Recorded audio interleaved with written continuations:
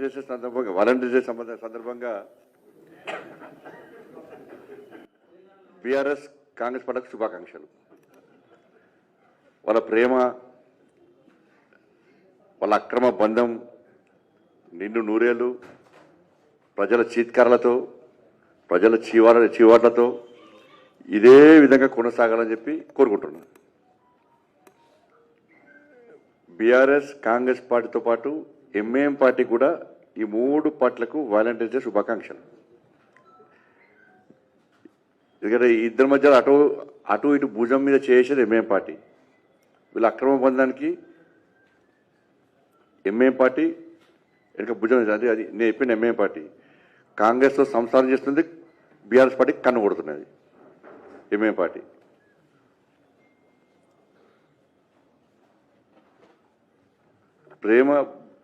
ప్రేమ బంధం అంటే దానికి ఒక మంచి ఆలోచన, ఒక అర్థం ఉంటుంది దానికి.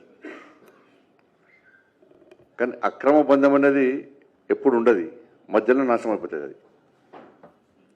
ప్రేమ బంధానికి అక్రమ బంధానికి తేడా తెలుసుకోవాలి మనం.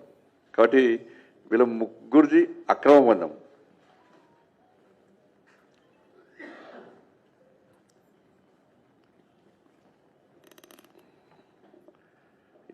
రేవంత్ రెడ్డి గారు అన్నారు చాలాసార్లు మరి ఫెవికాల్ బంధం అని.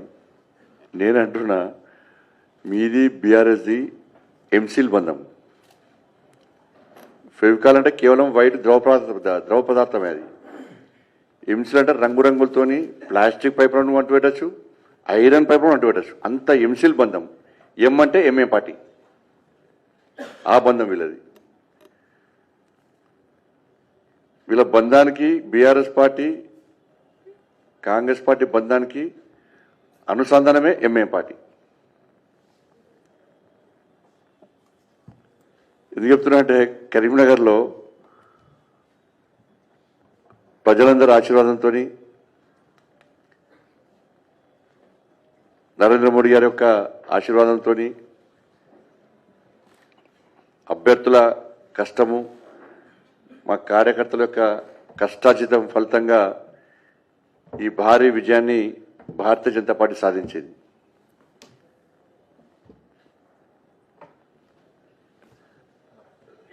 ఈ సందర్భంగా మమ్మల్ని ఆశీర్వదించినటువంటి కరీంనగర్ కార్పొరేషన్ ప్రజలకు,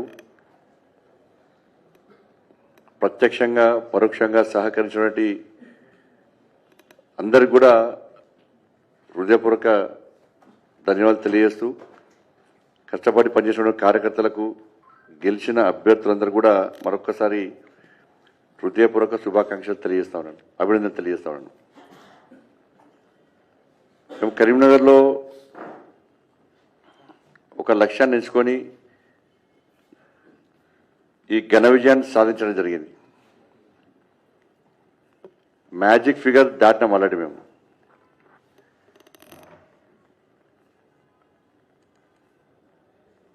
వాళ్ళందరూ కూడా భారతీయ జనతా పార్టీకి మద్దతు తెలపడానికి చాలామంది ఇండిపెండెంట్ కూడా పార్టీలో చేరిన విషయం మీ అందరూ తెలిసిందే. కానీ ఈ పరిస్థితిలో వాళ్ళు మొత్తం తిప్పి కొడితే 23 వాళ్ళవి. కాంగ్రెస్, బీఆర్ఎస్, ఎంఐఎం మాదేమో మ్యాజిక్ ఫిగర్ దాటింది మాది. ఈ టైంలో ఎట్టి బస్సులో భారతీయ జనతా పార్టీని మేయర్ కానివ్వద్దు అని చెప్పి ఈ మూడు పార్టీలు ఒకటైనాయి. మేము గతం నుంచి చెప్తూనే ఉన్నాం, బీఆర్ఎస్ కాంగ్రెస్ ఒక్కటే, ఈ రెండు పార్టీలు ఒక్కటే అని చెప్పి మొదటి నుంచి మేము ముత్తుకుంటూనే ఉన్నాం. ఇలా కరీంనగర్ వేదికగా ఈ బండారం బయటపడబోతున్నది. వీళ్ళ చిల్లర రాజకీయాలు, వీళ్ళ కుట్రలు, వీళ్ళ కుతంత్రాలన్నీ కూడా కరీంనగర్ వేదికగా బయటపడబోతున్నాయి. వీళ్ళ దిగజాడు రాజకీయాలు ప్రజలు గమనిస్తున్నారు. ఇలా బీఆర్ఎస్ పార్టీ, కాంగ్రెస్ పార్టీ ఈ రెండు పార్టీల నాయకులు రహస్య చర్చలు కాదు, బహిరంగ చర్చ జరుపుకుంటున్నారు కర్మేల్లో. బీఆర్ఎస్ పార్టీ సాక్షాత్తు ఎమ్మెల్యే ఏమంటుండంటే, నాకు రాష్ట్ర ముఖ్యమంత్రి గారు ఫోన్ చేశారు, బీజేపీని అడ్డుకుందాం, మన కాంగ్రెస్తో కల్వాస్ వస్తుందని చెప్పి బహిరంగంగా చెప్పే పరిస్థితి.